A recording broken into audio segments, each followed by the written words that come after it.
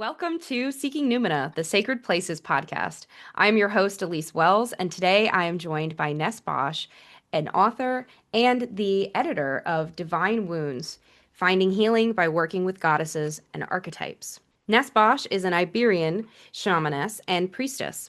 Polytheist celebrant, author, and independent researcher, mother of three, Ness lives in Scotland where she is a founding member of the Goddess Community Scotland, founder of the Path of the Bones and the Clan of the Bone Woman. She is the head of the Covenant of the Waters and the Temple of Astarte. She is a Hierophant priestess, Dame Commander, and Archdruidess of the Fellowship of Isis. You can learn more about Ness and her work at thepathofthebones.com. You'll find that information in the show notes. Welcome to Seeking Numina.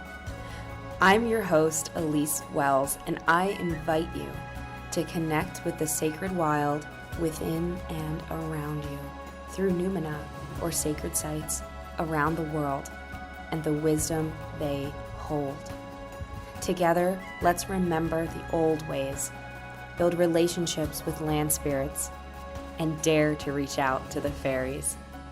The sacred wild is inviting you to dance in the moonlight. Will you answer their call? And I'm very excited to talk about this beautiful book with you today. Thank you for being here. Thank you for inviting me. And I want to give a trigger warning for our listeners or viewers today, because we're going to be talking about the wounded feminine. And with that is going to come some conversations, most likely about surviving sexual assault and the trauma that patriarchy has wrought across the lands and continues to wrought to bring across the land. So we're going to get into the weeds a little bit today, but from a place of divine connection. And I hope that if you are somebody who's struggled with these things and you've found empowerment with goddesses through seeking to heal your wounding, that you'll stick around and learn from Ness today in this beautiful conversation. Yeah, thank you. And I usually try to focus us on places. I'm usually, we're talking specifically about a region or a location and the sacredness found within that. But today we're kind of working backwards to talk about the goddesses that can help us with our healing. And we're going to enunciate some in particular ones from this lovely book. It's an anthology, so we hear from lots of different voices. Some of this, and we'll introduce some sacred places that you might be able to meet or connect with these goddesses at, and not necessarily locations either. You're going to learn pretty quickly in our conversation that springs and moving water are places to really connect to the divine feminine. So even if you don't live near a quote unquote established sacred site, you've got moving water somewhere nearby. You can still work with nature, with sacred place, the spirit of place, to heal and understand your wounding a little bit. Yeah, that's why, it's the connection with the sacred landscape, it's from that connection to the invisible link to that landscape that brings this sense of sacredness. Something becomes sacred to you. A lot of deities actually emanate from the landscape because of the devotion of the people, because of their prayers, because of their offerings, because of that worship, and that's how we elevate the vibration to the point that the spirit of the place is elevated to deity, to a higher, let's say, level, no? So yeah, the landscape is always the place to go, Yeah. no matter where you are. And it is beautiful to think. I think when most of us think of sacred places to find the goddess, we might think of caves, which have the clear sympathetic magic kind of symbolism of the vulva and the vagina and the Mhm. passage into the womb space of the mother. Caverns hold that resonance, and flowing water for the same reason. It's life flowing. Um, Yeah. and it's powerful the way these have independently, I think every culture across the globe, I've never come across a culture that was excluded from this, where we as humans know to look for the mother in those things. No culture said to each other, this is where we see mother goddesses. We all knew that Yeah. inherently, instinctively. Yeah. So I want to talk about something you introduced the book with to introduce this conversation. Our wounds, this is a quote from your introduction. Our wounds call us towards our approach to deity, or in your way of saying it, being called to their side. Deities call us to their side through our wounds. And I wanted to start with that because a lot of people think that they have to evolve their spiritual path to fix themselves, as if spiritual concepts are outside of that wound. They're, I'm broken. I need to fix it. These goddesses are more powerful than me, so they'll know what to do to fix me because I'm broken. But right away you jump in with this premise of not at all. Our wounds are actually what make us divine. Yeah. Can you speak a little to It's, that? for me, it's about that connection, that wound that we share to the deity. And the same way, people believe that we have this divine spark, in our hearts, this sparkly, electric, divine in our hearts. But I believe that the wounds that we share to the divine, it's a direct connection to that divine because we're beating the same wounds. And obviously it's not a connection from from a light place, from a fluffy place. It's a dark connection, okay? It's shadow work. And I think it's also a very brave way to approach a deity with an open wound and look at the wound of the deity and mirror, we can mirror our own wounds, looking at these deities.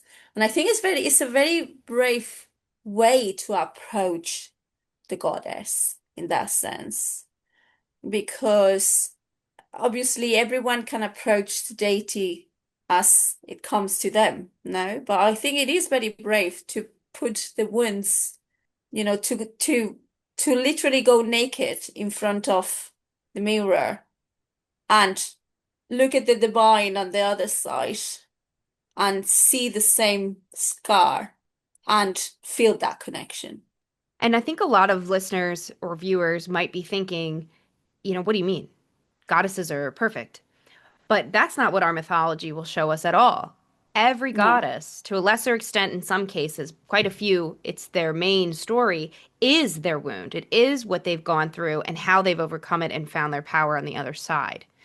Yeah. And that is, I think, at the core of why goddess work, whether that's archetypal or deity work, how that is so affecting and powerful and transformative. It's alchemy of a higher degree than Yeah. just, oh, I know this thing is painful and I know other women have gone through it. It grounds it in something timeless and it helps us recognize that in a lot of ways, why we're human is to go through it, to have hard Yeah. times. It's why we come here. If life was supposed to be all smooth, we wouldn't have to come. We would just stay on the other Yeah. side. So there's a lot of depth in that, and our goddesses hold our hand on that journey. Yeah. As immortals, it's like we are the children of the immortals in that sense. And it is a sisterhood in this divine wound. It's a sisterhood. It's like a mother-daughter. It's a big sisterhood. It's a mother-daughter connection. It's like these immortal beings sharing the path, also the path of their wounds with us, and sharing their stories and their resilience found in their stories, and the healing and the empowerment. And I think that's why I needed to put this book up there, and put these wounds on the table and say, listen, you're not the only one that carries this wound. We share these wounds as women, but also we share these wounds with the divine, and we can find power in that. We can find empowerment in that. Yeah. And for me, it's also the knowing that because we can be sad about this and say, "Oh my gosh, women have been going through this for that many thousands of years. It's not ending anytime soon." or we can just be realistic and say, no, it's not. But isn't it empowering to know that for thousands of years, women have come through these things? They've come to the other side of them. And it Yeah. can help us get out of our head because we can start to, our ego self wants to understand everything and put it all in a box. And so if we go through this in a vacuum or without consulting our spiritual path at all, we might not recognize the pattern of empowerment that it's actually calling us to. And I Yeah. think that's the true crux of why this work is so important. So Yeah. let's start with, is there a goddess that you'd like to share with us today that feels Ah. like a resonant story to start with? Oh, well, there's so many. I'm gonna share something. The first wounded, maybe not the first one, but the first two goddesses, wounded goddesses that strike me as as a child, because I came across the gods very early thanks to my dad and mythology and his love for mythology. I remember my dad telling me the story about Medusa when I was little. He will just we just go in the car and he will start telling the story about Perseus and Medusa and Pegasus and blah blah blah blah blah. It was like it struck me. Medusa really struck me, as a child. And then Inanna came for me as well as a child. But the Inanna I met when I was a child she was this warrior. She was so powerful. What I didn't know then is that to get to that stage, she went through a lot of not nice stuff. She went through abuse, also sexual abuse, narcissistic abuse, coercive control.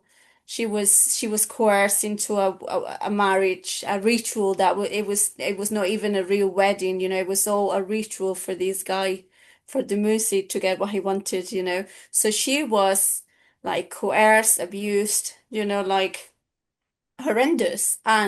But the Nana I met was like this really, if I have to compare her to someone, to me, when I was little, I was so little, I used to hang her legs.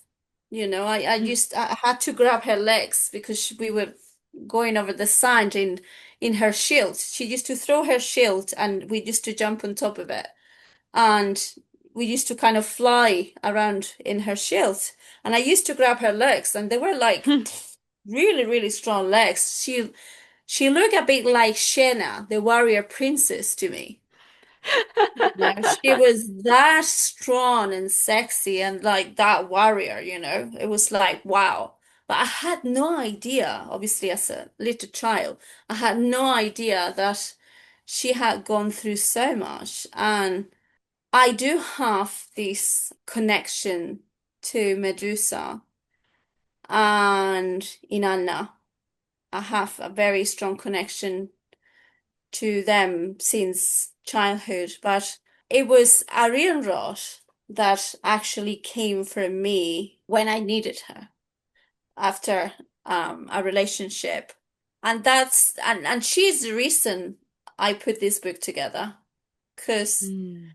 I remember when she came to me and she was kind of putting the shot of her story on the table so I could see the scars. She was putting her scars on the table, and so I realized that we were actually sharing the same scars, the narcissistic abuse and the coercion and all that, and it was like, wow. And to honor what she did, I wrote this essay about the shadow of the abuse and everything, and I sent it to someone was putting together a book to honor Arian Rod, and I sent it. And first they said yes, but then apparently the rest of the essays were very not so dark. They were a bit more nice, nice, nice. and they said, we find your essay is a bit too too much. It's a bit, I think it was a bit too much indeed. So I said, no, but I need to share this. I need to be able to share that her story. I want to honor her by putting her scars in because I'm sure there's more women sharing the same narcissistic scar, and it was my way to honor her.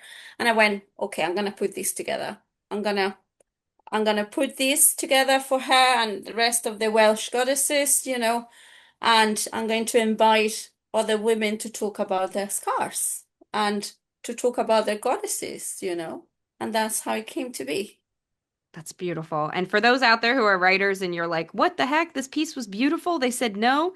This is the advice I give writers all the time. It's never about your piece being good enough. It's about the cohesion of Yeah, an anthology. And so sometimes that and it's funny because I also was rejected later in the publishing process for a piece on crows, incidentally, that was again, they said the same thing. This is too dark. And I said, okay. And then I found another home for it because I knew, this was still because I have a feeling we write very similarly where it's when it's divinely inspired. It's not necessarily up to us to write it or not. We're being called to put this yeah, to words yeah, and to share it. Um, yeah, so yeah, we can't let our ego get in the way of, well, who am I to say this is good enough to be published anyway? I guess I'll throw it away. No, no, you were told to write it. You followed through. Now and then yeah. I have to say, thank goodness, because imagine if this book didn't exist now. It was my offering, it was my offering to Arian Roth, and I had to do what I could to make my offering and to share that story and that interpretation of the Yeah, story, from the view of the scar that we were sharing, because there is, especially lately, there is a lot, we're talking a lot about narcissistic abuse and coercive yeah, control on that. So it is important to put it out there because, maybe another person needs to read it and it's going to help them. But especially with the Welsh goddesses, some traditions, I mean, a lot of people focus on sharing kind of the good part of the deity. They kind of leave in the background the shadow aspects of the deities. And it's like, no, let's read this again. Let's analyze this. Let's read deeper beyond, you know, the fluffy materia, and we're gonna find some a lot of pain and the scars and we might be able to relate deeper to the deity if we understand that we might be sharing scars as well. yeah. And I think a lot of us identify our wound by what it makes us feel. The shame, the anger, the fear, the guilt. But those feelings are actually a reaction of the ego to what lies beneath that wound. The wound is not that you're in pain. The wound Mm. is causing the pain. So we have to kind of there it's like trusting a doctor when we trust our goddesses Yeah, with these wounds. And we yeah, know that there's a deeper cause underlying the symptom. yeah. Um, I have never been I have never been a fluffy priestess or a fluffy shamaness, and I actually had people waiting for years to study with me because they were afraid. They're like, it, Ness is going to open me up, like she's gonna open me completely, or she's gonna kick my ass, things like that. And I actually have people saying to me, I've been waiting for 7 years to be your student. And I'm like, why? I don't bite. I really don't bite. I do go deep, but it doesn't mean I go around biting people. Um, well, it's funny you say that. I have a few of those as well, and it's fun. It's always fun when they finally commit because I have a couple who will tell me, I'm too scared, I'll do it next year. And then next year comes, I'm too scared, I'll do it next year. And every year when that happens with some of these, a lot of them it takes 3 years, 4 years. But I'll eventually say like, hey, where were you at this time last year? And they're like, honestly, kind of the same place. I'm like, do you want to change that this time next year? And they're like, oh, I don't know, I'm too. And I'm like, well, all right, I'll talk to you next year. And that's exactly what happens. Whereas, once we say, you know what? Because our ego just likes to keep it safe. It just likes to Yeah, stay safe. But there is yeah, so much, it's so worth it to shake it up. yeah, It's just so yeah, worth it to yeah, be uncomfortable to then find a new empowerment. yeah. And for me, it was very funny because for years and years and years, I only women came to me. So I was sharing my rights of the bond woman. I was sharing my rights for women, blah blah blah. Suddenly one year, like I don't know, 9 years ago, I had only men turn up for the Only training. men. And I just went, wow, what is this? I was like, wow, are men ready to really work with me? And it was beautiful. It was beautiful. And they allowed me to kick their ass as a woman, and they trusted the processes and they trust me and they trust their spirits. And it was beautiful. And when we got to the end of the training and they had to go seeking for the visions, and I took them to the caves to seek for, to connect with the visions. Ah, oh my gosh, their surrender to the mother in the caves, it was just so beautiful and so powerful. So yeah, I'm I love yeah, that. it's funny. Yeah. Something I liked in this book was Monica Gobin. How do you Yeah, say her Monica last name? Gobin. Yeah, Monica Monica Gobin, Gobin. Yeah. who you said is an Argentinian Yeah, author. she's Argentinian. Yeah, she's So, an so Argentinian priestess. because her article or her chapter in this anthology on Hera really, really spoke to me because so many people don't want to work with Hera. So many Yeah. people see her as the Olympian era, and a lot of our writing tells us, Yeah. as this jealous wife, as angry, as a kind of a pick-me girl who is willing to throw other women under the bus in order to Yeah. try and keep her husband in line.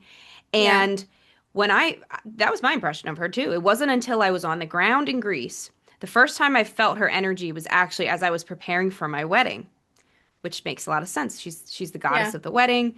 Yeah. Um, and I felt her at coastlines, which made sense later. But in the beginning, I didn't really understand why. I was always feeling her presence at these coastlines. The church my husband and I got married in Greece because, fun fact, to really be legally married in Greece, you have to get married in the Orthodox Church. So we had Yeah. to do the whole thing, and our church was at the seaside, and it was so beautiful, and I kept feeling her presence. And then as part of our next few months, we traveled around Greece together, and we went to Mykenae, or Mycenae Hmm. in English, Yeah. which is the Mycenaean capital city down Yeah. towards Nafplio. It's a beautiful place, and there was a temple site. Really, it's just a little tree and grass now. Yeah. But there was a sacred sanctuary for Hera there. And I approached it, and I left her some offerings of, I think, a clementine, a few slices of Yeah. clementines. And I felt her so clearly. And I felt this reality that she is a woman wronged, Yeah. who is dealing with the Very much so. pain Yeah. that we just don't get her side. We get these men Yeah. writing it down.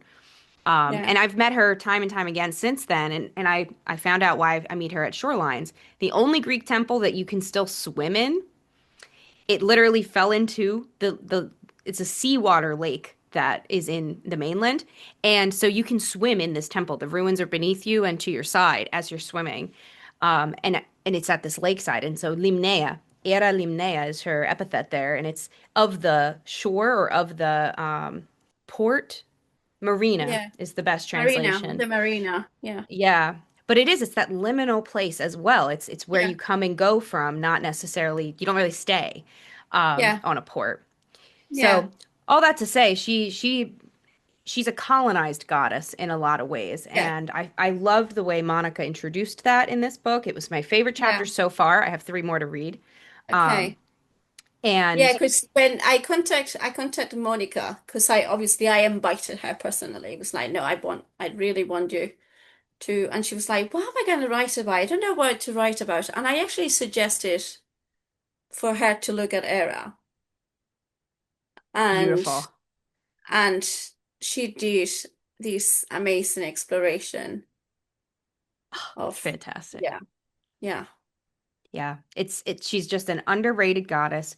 I host a retreat in Greece every so often. This year I'm hosting it as well, but for healing feminine wounding. And so I take them to this temple of Hera and we swim with her in this womb space. It's also this yeah, like literally the coast looks like a womb, everything about it.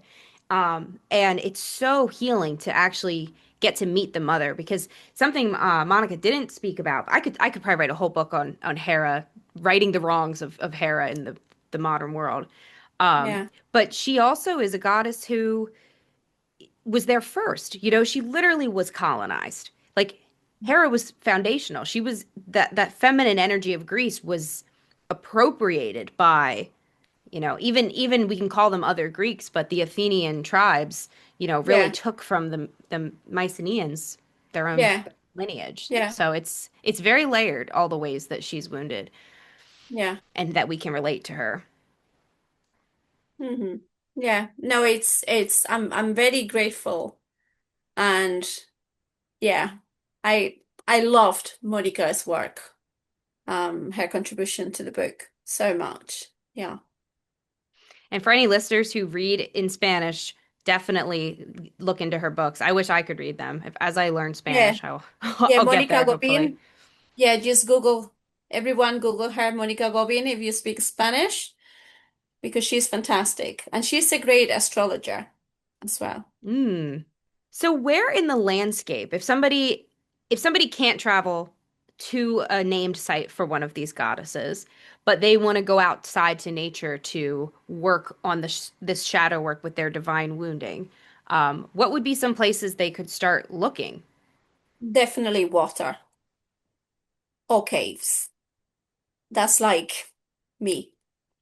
Definitely look for water or look for caves. What water symbolizes, is this liminal space. Water is life, water is healing, health. So it's obviously one of the best places to go. But also, especially for shadow work, I love working in caves. And I've been doing that for ages. Um, my granddad and my dad, I remember we used to go to the mountains, and I was just a little girl, and I have pictures of me at the entrance of these caves, maybe 3 years old, So I have always been connected to caves to the point that even my parents made in a cave Oh, in the island of Menorca. And yeah, so I always joke that I'm like a bit like Dora the Explorer. I'm a cave woman. But I think caves are amazing places to to to face that darkness, to do the shadow work, but also to find the mother. I remember when in my 20s, somewhere in my 20s, the first time I went into a sweat lodge, because obviously the sweat lodge is the womb. It's like it's kind of, it's a womb, it's like a cave we fabricate to go inside of the mother, of the womb of the mother. And for me, it felt like going into a cave, going into the womb, into the cave. So yeah, water, obviously as a water priestess and head of the covenant of the waters, seek water always. But if you have the chance, if you have caves and they're kind of safe, and to go in. Yeah, look for caves and water always. And I'll say too, like, I think because somebody might be tempted now to Google caves near me. But if you live in the United States, I learned this recently because I was looking for caves. And in Greece, they're everywhere. And I've been in the States for a little while now, and I'm like cave crazy without a cave. They all have to be registered here. There's like a whole bureaucratic thing. And so caves are either inaccessible or kind of expensive to visit in the United States so far, in my experience. All right. But what I would consider a cave could be you're on a hike, there's a bunch of bigger boulders, and you can notice that a couple of those boulders kind of go over a thing, and so you can go within and Yeah. it's dark in there. That is a cave. Or a Yeah. cliff's edge, you're walking at the bottom of a cliff's edge, and there's a lot of kind of pockets that you can duck Yeah, into that don't in go back. Spanish we That's a call cave. it abrigo, like a Hmm. coat. When the rogue is like a coat, and it's not a cave, but it embraces you. So we call them abrigos de roca. Oh, that's beautiful. And yeah, as you said, it doesn't have to be like a proper cave, Yeah, you don't just have to spelunk. no, no, But no, no, no, you but don't. be within the earth if you can. Yeah. Yes, yes. Yeah. And a similar experience, I do want to encourage people to go outside. But if you're like, oh, I don't know, this is all, I live in, the desert. How do I do this? I did a sensory deprivation tank, like a water, uh, there's a fancier word for it than that. I yeah, I Salt know what you mean. water thing. And well, basically, this was like a closet that you were sitting in water, nice toasty water, and it was all super salty. But the closet, the one I was in, it really felt like I was in a cave. It was like angled and everything. So those could be a decent sort of substitute as well, I would say, if you're looking for like a pilgrimage angle to this. You don't want to do it at home, you want to go somewhere, do this Hmm. work. Or just do a shamanic journey and go into a cave. Yeah, You don't really need to, you can just travel in the realms. which I'll shamelessly plug your book again because I loved this book, people. It really, I had Ness on and shoehorned it into the podcast because I really want people to read it because it gave me a different perspective on some of the goddesses. Like I know I know we need to wrap up, but Blythe, for example, I've read about her a dozen times. I actually had a guest on the show to talk about Blythe and Rhiannon. And Yeah. yet, it wasn't until this chapter in here about Blythe as kind of and this was, oh, I really want to give credit to who wrote this. Um, Alloquin. Quinn, yes, thank you. As she is goddess of the beautiful wild. Yeah. Um, And Hallow also talks about how Blythe is weirdly weird, like as Yeah. a neurodivergent person, you Yeah. feel like everyone else is in on some joke that you're not sometimes. And Yeah. Blythe is that, she's, for And those I who don't know, loved it. she's I formed of loved it too. flowers. Yeah, it just resonated hugely. And Yeah. I've always been drawn to her and I never could quantify it. I'd read the myth, I just couldn't figure out why seemed to call me. The owl thing, even, I was like, well, Athena and I have a solid relationship, I guess, and maybe, but no, it was definitely this perspective of she's literally created from nature Yeah. and then has to figure out how to live in this crazy world. And I was like, Yeah. oh, that's it. That's why she Yeah. resonates so much with me. Yeah. It made so much sense to me as well as a neurodivergent woman, complex neurodivergent. But yeah, when I read it, I just went, oh my gosh, I needed to read this. It's so beautiful. Yeah. And the connection, it was, yeah, yeah. Another beautiful piece, yeah. Well, Ness, thank you so much for being on the show. Thank you for Yeah. writing this and putting it together with the people that you did. Like you chose such incredible practitioners, priestesses to be the ones to contribute to this. Tell folks where they can get divine wounds, where they can learn more about what you've got going on, all of that good stuff. So you can get Divine Wounds everywhere where they sell books, basically. If you want to explore my work a bit more, I have my first book published by Moon Books, Sacred Bones, Magic Bones. I got my websites, the Path of the Bones, the Covenant of the Waters, because I've been sharing this Path of the Waters since 2012. Wow. Um, and initiating people into the Covenant of the Waters and the Path of the Waters, the water and the sea priestess or priesthood. I have a Patreon. I have a couple of Patreons. One of them I is not really ready yet, but I have my Patreon, the Invisible Sandals. I share different trainings in that Patreon and I share with people. But yeah, I have quite a few trainings there. I do the Fellowship of Isis training.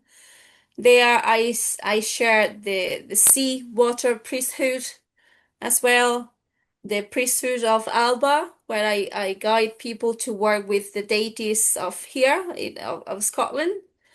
Probably I will include there my priesthood of Astarte as well. And yeah, and then I have the Path of the Bones. That is more, so the invisible sandals is the priestess me, it's me priestess. And the path of, the clan de la Huesera, the clan of the bone mother, and the path of the bones is more my shamanic self, it's my animistic self, my shadow worker and shadow hunter, you know. So yeah, you can find me there. Well, thank you so much. We'll put all those links down below as well. And I hope for Divine Wounds too, because I'm really enjoying this. I have 3 more to read. I'm excited to read them. And we'll have to have you back for the next thing. Yeah. Do you want a place I would recommend for a sacred pilgrimage? Sure, I absolutely. Yeah. So being Iberian, I grew up in a town that was a Phoenician colony, and mm, Astarte entered Iberia through the Phoenician, through these colonies, no? And they are different places connected to the divine, but a lot of people um don't really don't really know too much about the Iberian deities, or although and those deities that actually arrived to Iberia and evolved, so it is a very sacred place. It's a limited place between the Mediterranean and the Atlantic. And I know a lot of places connecting to the divine and the ancestors. So yeah, explore the Iberian Peninsula. It's magical and powerful. And I haven't been yet, so I need to do that too. I need to put that on my list. Yeah, it's beautiful. Thank you for seeking Numina with me today. Join me at patreon.com/Elise Wells to support this show and get access to a library of rituals, exclusive videos, meditations, and more. To learn more about my upcoming retreats, book a tarot reading, or learn with me in workshops, classes, or mentorship, visit seekingnumina.com.